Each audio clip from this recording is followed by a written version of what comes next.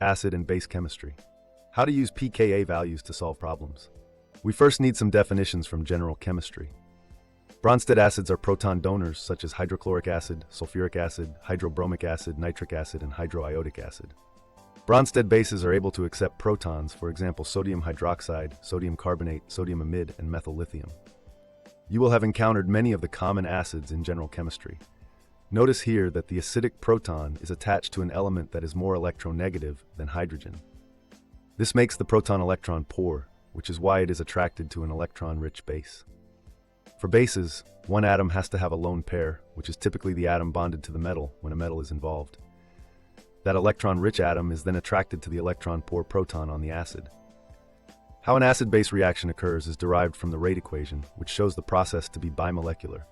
This means that proton transfer happens in one step. When you reacted sodium hydroxide and sulfuric acid, the flask became hot because the reaction is highly exothermic and releases heat. This equates to the products being much more stable and therefore favored. We know that strong acids and bases are very reactive, while weak acids and bases are relatively stable. This will be important when considering which reagents to use in the organic sequence. Unfortunately, equilibrium constants are difficult numbers to deal with, so we convert to the more manageable pKa derivative. The scale is logarithmic, so a single unit difference is actually a power of 10.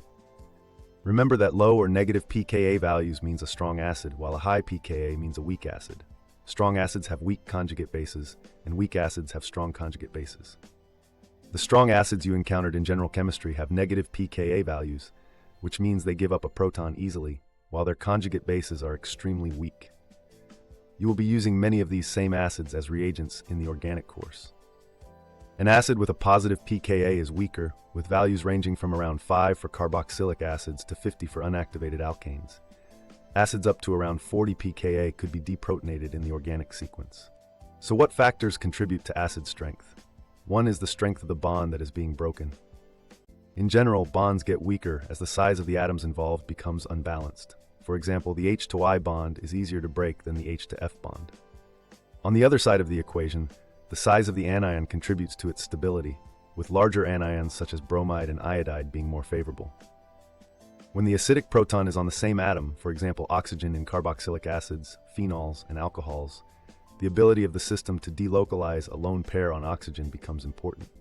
The extra electron withdrawing carbonyl group in carboxylic acids pulls electrons away from the proton, making it more electron poor. When the anionic conjugate base is formed, the charge may be spread into the carbonyl, thus making it more stable and desirable.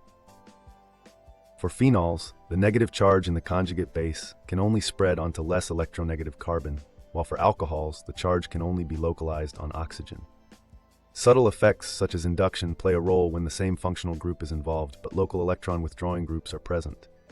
For example, the pKa values of ethanol and trifluoroethanol are quite different. This is because the highly electronegative F atoms are pulling electron density from the proton, which will also stabilize the anion for the same reason.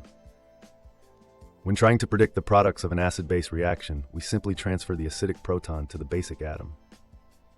In this example, only the third option makes sense.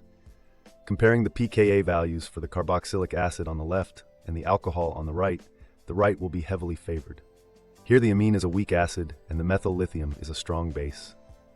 Transferring the proton from the amine to the carbon base gives the nitrogen conjugate base and the alkane conjugate acid. Comparing pKa values of the acid and conjugate acid again leads to us deciding that the products will be favored. In fact, this type of carbon base will be used extensively in the organic sequence to deprotonate weak acids, such as amines. In this third example, the phenol is the acid and the carboxylate salt is the base. Transferring the acidic proton from the phenol to the carboxylate gives us the phenoxide and carboxylic acid products. This time, the pKa values tell us that the left side of the reaction is favored, which is based on the negative charge being more stable being delocalized across the two oxygens of the carboxylate. Overall, knowing a series of pKa values will help you solve a variety of problems during your study of organic chemistry. Instead of knowing general trends, actual values will allow you to decide which side of any acid-base process is favored in more complex mechanisms.